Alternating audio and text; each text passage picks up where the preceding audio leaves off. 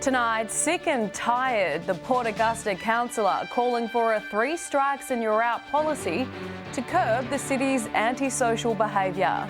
And almost back to the pre-COVID normal. Tourism in the Eyre Peninsula exceeding expectations. From our 7 Spencer Golf Studios, your nightly news with Madeline Kerr begins now. Good evening, thanks for joining us.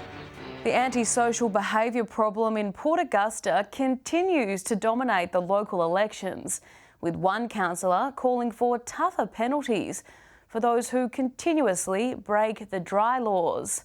John Naisbitt says it could be the only way to curb the behaviour.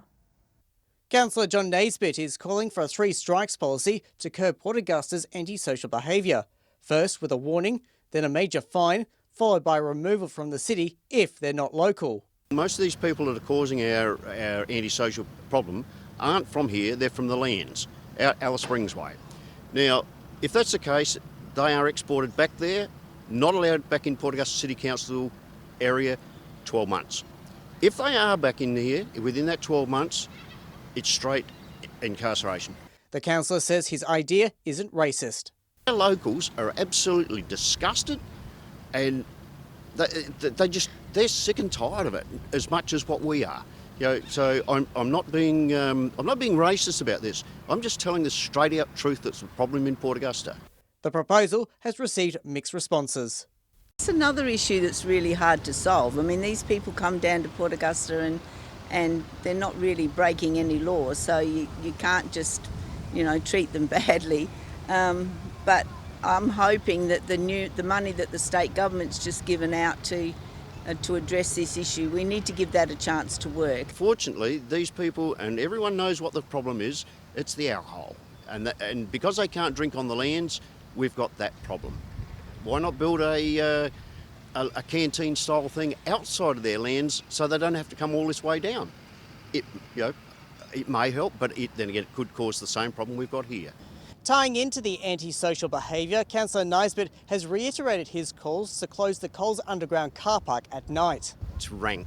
The people, because it's a very safe undercover area, these people and this is the other problem, there's nowhere for these people to actually go to call, or not home, but a holiday area for them while they're here. So they use anywhere. Daniel Pizarro, 7 Spencer Golf News.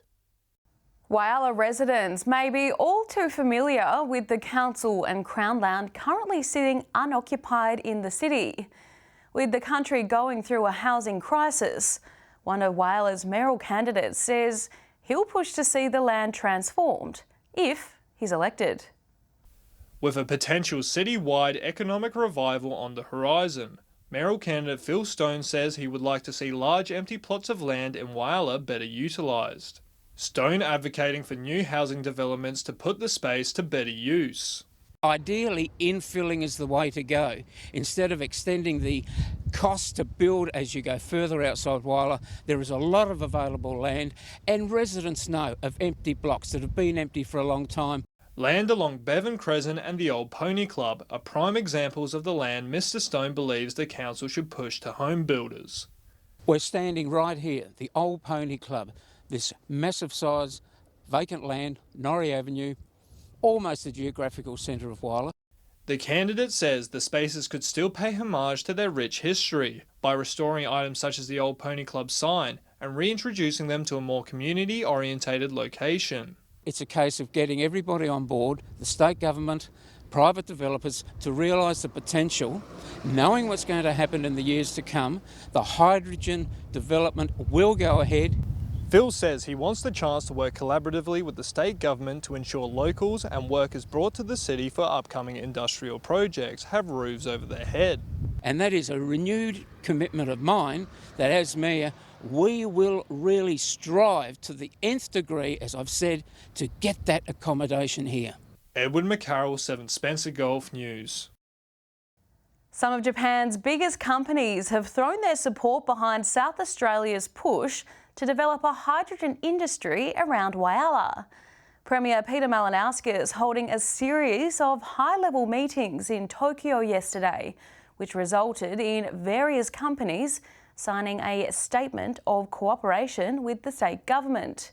Japan's Mitsubishi and Kawasaki Heavy Industries are just some of the companies signing the document. The Premier says it's outstanding to see these innovative companies supporting hydrogen. The South Australian tourism industry has been revitalised, with interstate expenditure exceeding pre-COVID highs.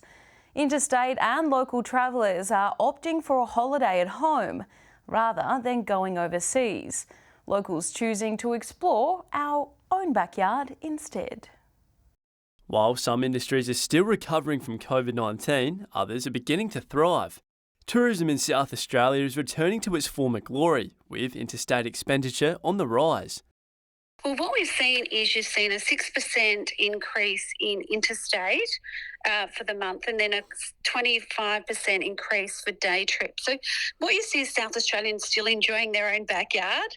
It's the fourth consecutive month where visitor expenditure was near or above pre-COVID-19 levels. Now, with the summer months just around the corner, the state's tourism economy levels are expected to increase. In July, we saw a $721 million spend, which is why it's 99% of what we saw in 2019. But overall, what we see is we're at $6.2 billion for our visitor economy. The Eyre Peninsula continuing to be a desired destination for travellers, with the region already surpassing its 2025 targets. The Eyre Peninsula is doing exceptionally well. So the latest results, looking at the year end of December, a $480 million visitor economy. And what that means is you're already hitting above the target that was set. The Minister for Tourism, Zoe Bettison, is excited to see people travelling within the state again and remains optimistic for the future of the industry. This is fantastic for us, and particularly really good when we think that it's been winter. So traditionally we know we're a real draw card during summer, and particularly the Eyre Peninsula. People love coming there over the summer holidays. Henry Millick, 7 Spencer Golf News. Still to come tonight, a Whyalla local scammed out of thousands of dollars following a seemingly innocent text message. And a new boardwalk being built at Fishery Bay.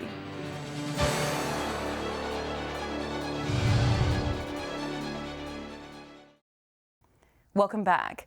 An Australian-wide texting scam has made its way to Whyalla. A resident there left $10,000 out of pocket. The scam begins with a simple text, usually along the lines of "Hi Mum," to lure in their victims.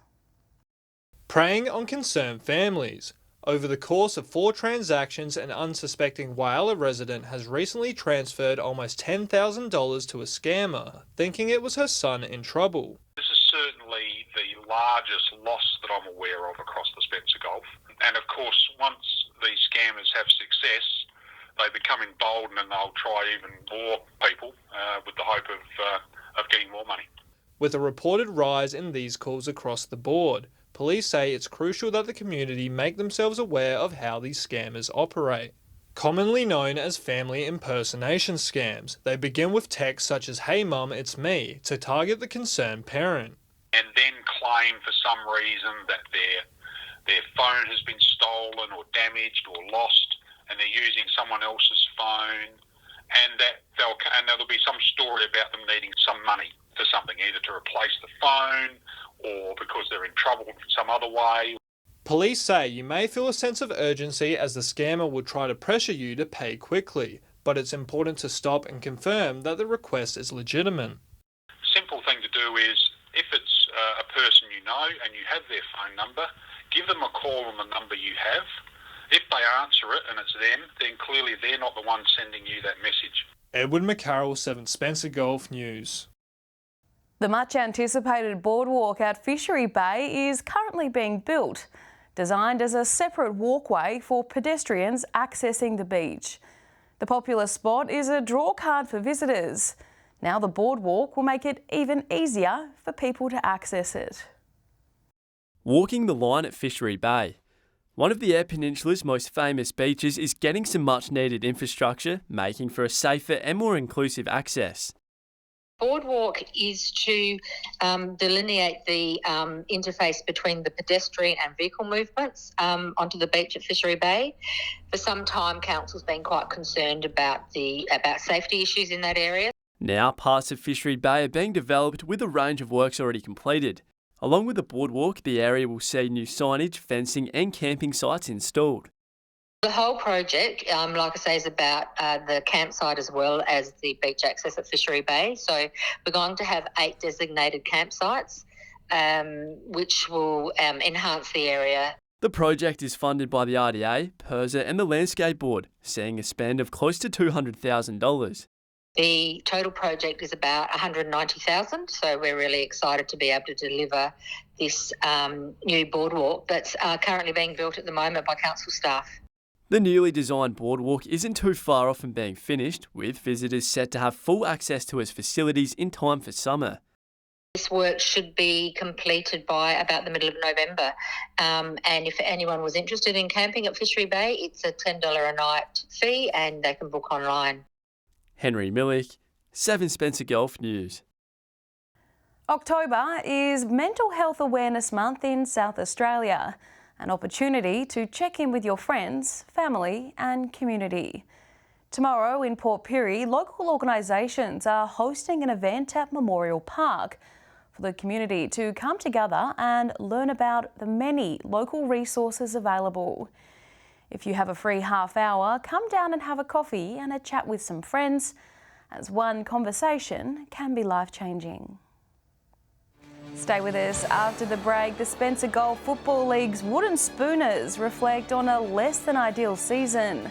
And the Broken Hill author finally able to embark on her book tour 2 years after its release.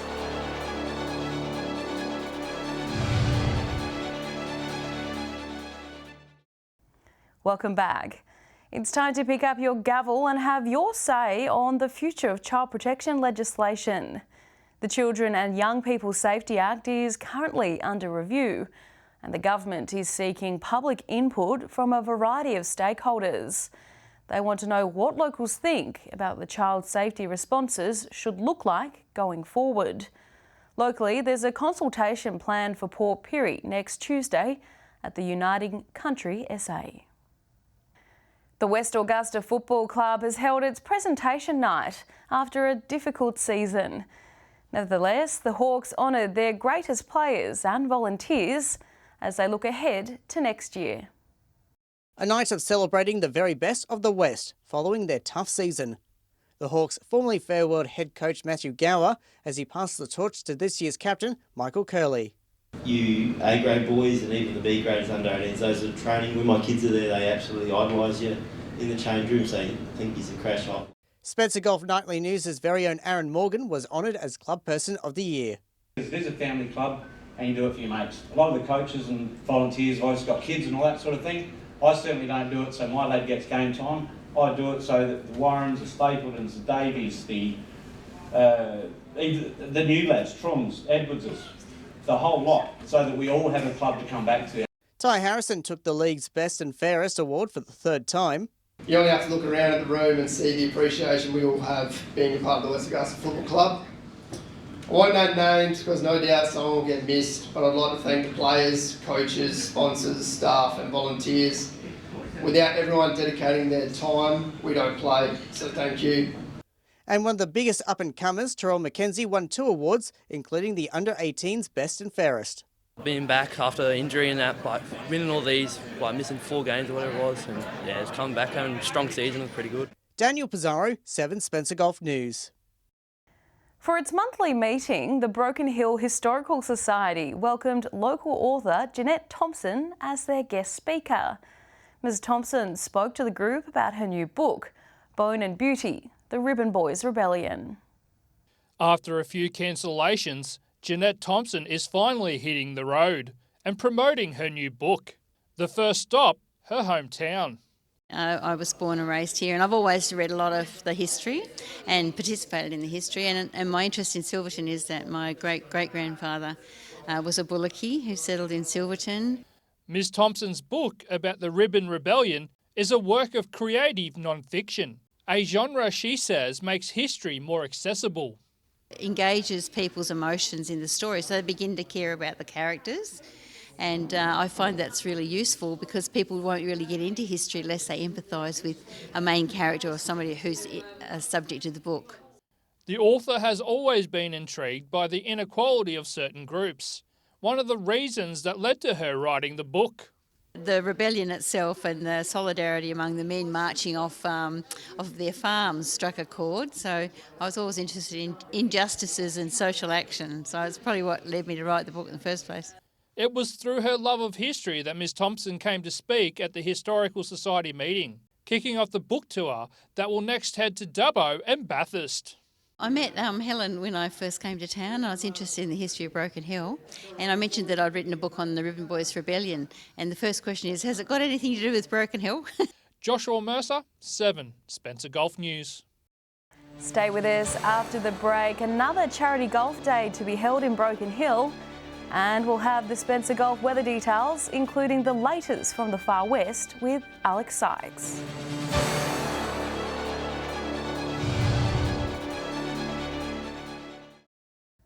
Welcome back. The Ride for Sick Kids group kicks off its fundraising campaign in Broken Hill on Sunday. The charity golf day luring in participants, offering a special prize for the first person to get a hole-in-one. Ready to raise some much-needed funds for Ronald McDonald House in Adelaide, a home away from home, supporting Silver City families going through the unimaginable. We do this for the kids at Ronnie House in Adelaide, for the sick kids and their families. You know, it's a home away from home. So we're really proud to raise the money and, give them somewhere to go. It all kicks off this Sunday with the charity golf day, which is shaping up to be a cracking day. Looks like the weather's going to be fantastic come Sunday. So Sunday the 16th out at the golf course. At this stage we've got about 75 people nominated to play. So we'd like to push that to 100 to 120. This year, the group has managed to get something special together for the first player to get a hole-in-one, a brand new car. We've got a hole-in-one competition where you win a Toyota Yaris on the 13th hole. So the first person to get the hole-in-one on the day, if you're lucky enough to do it, wins the car. The group has put a lot of work into getting this one ready as well. Matthew Frad from the insurance that Mark's mate, he looked into it, so we pay a premium to cover that, and then if it goes off then we pay an excess, so it's just a great idea. After the golf day, the next event will be a trivia night, which has attracted hundreds of people in the past. Trivia night's a really good one for Broken Hill. Everyone loves getting in and test their knowledge out. So there's a range of questions. We've got great hosts that do it. So 19th of November out at the Radford Pavilion. The golf day gets underway at 9:15 a.m. Contact the Golf and Country Club to book your spot before Sunday.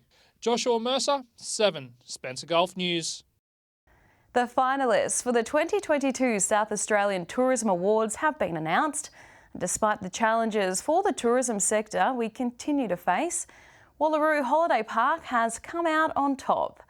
Located on the doorstep of North Beach, what's not to love? Camping sites, luxury suites, activities for the kids, they have it all.